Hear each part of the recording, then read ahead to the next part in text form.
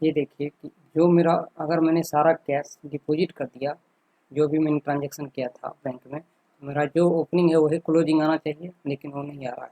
इसका रीज़न क्या है मैं बताता हूँ। ये देखिए 7500 रुपये मैंने रिसीव किए कैश, और उसमें से कोई भी मेरा खर्चा नहीं हुआ, और 7500 मैंने डिपॉजिट कर दिया।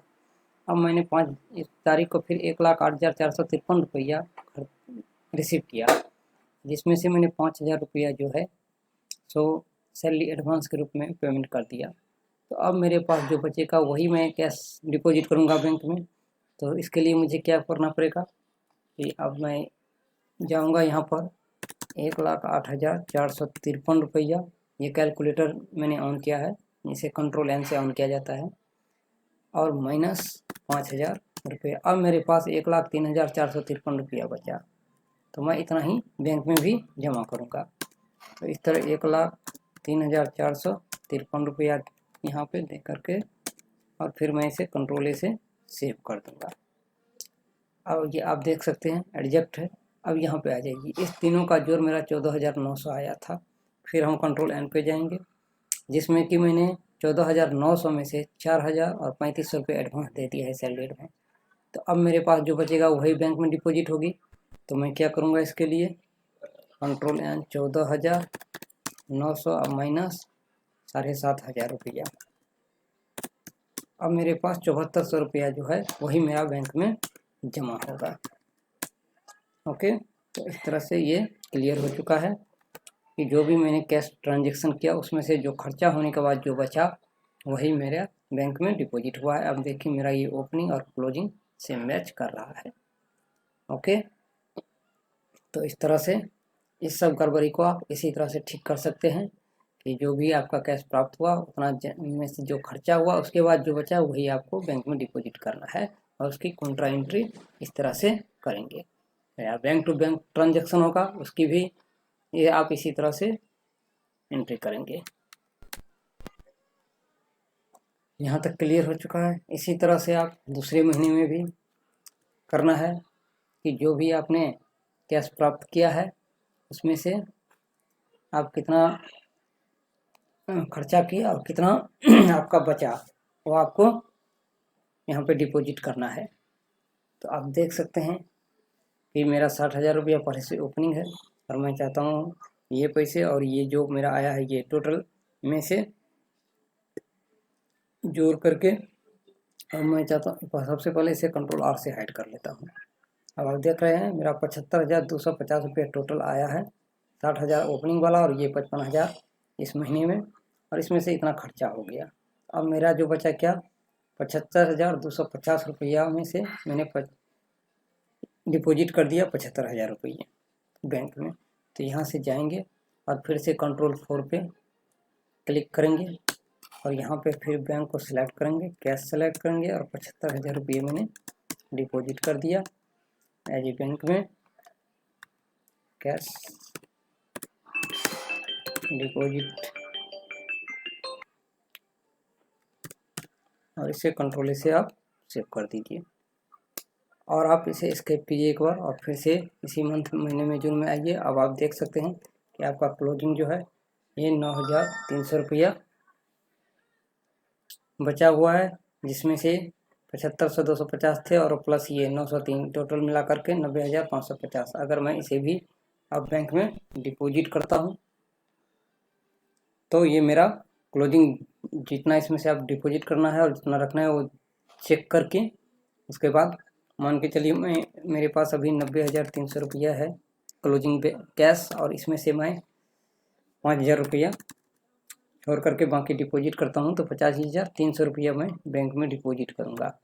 तो फिर से मुझे F4 प्रेस करना है, यहाँ से फिर से मैं उस बैंक को सिलेक्ट करूँगा जिसमें मैं डिपॉजिट करूँगा कैश, और बाकी 85,300 रुपया मैं यहाँ पर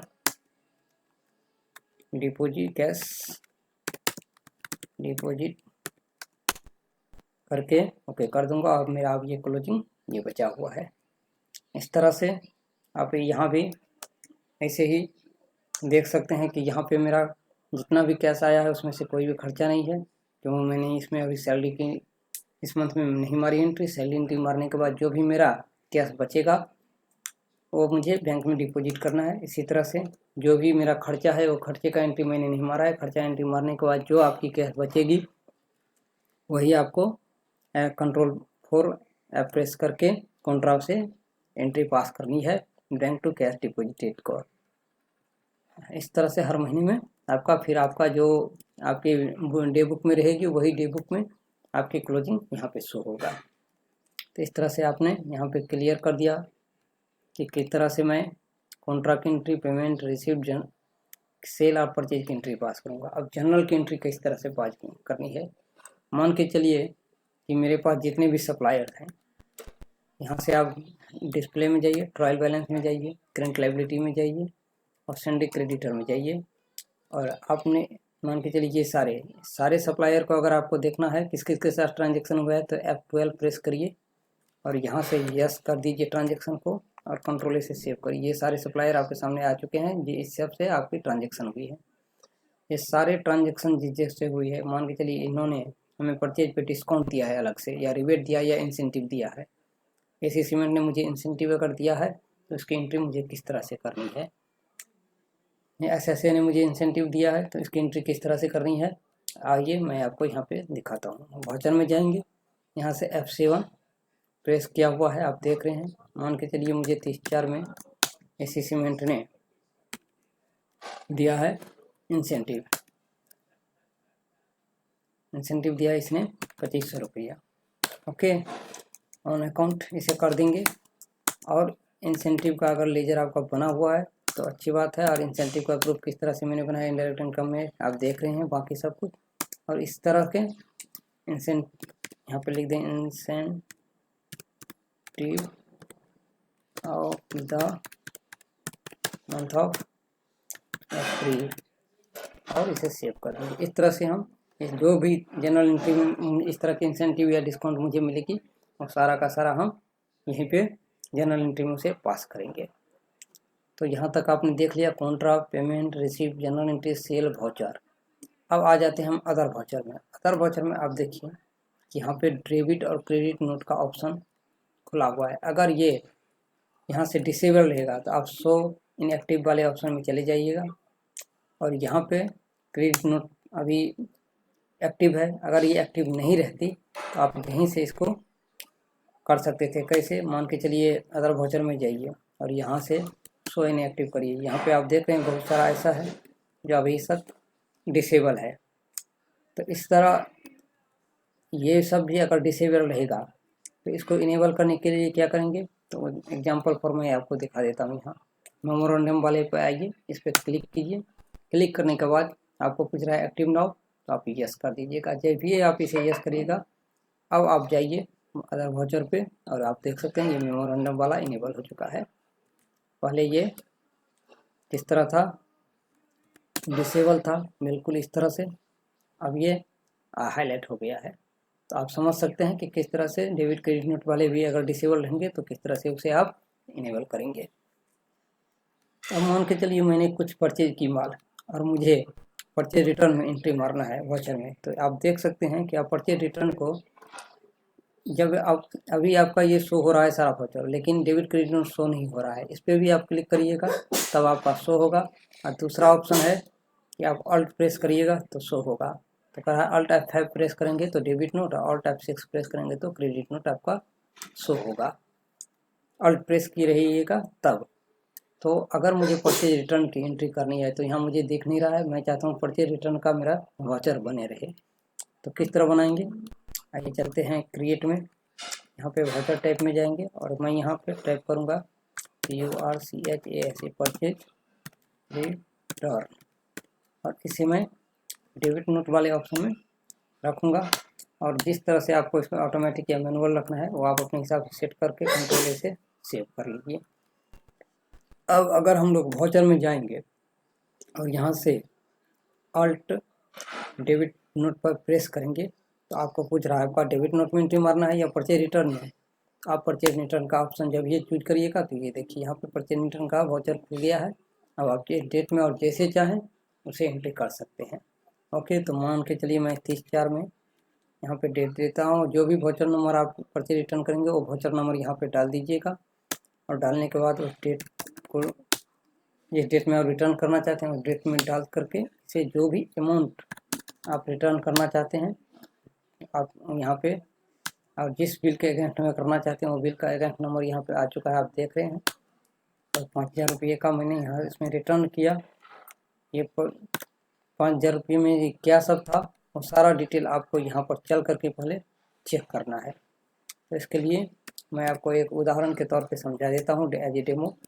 हैंड क्रेडिटर में से किसी पार्टी का आप ले सकते हैं और आप यहाँ पे देख सकते हैं कि MS बार 10 mm जो है मेरा, मैं इसमें से रिफंड करूँगा। ओके, इसका वाउचर नंबर 2320 है।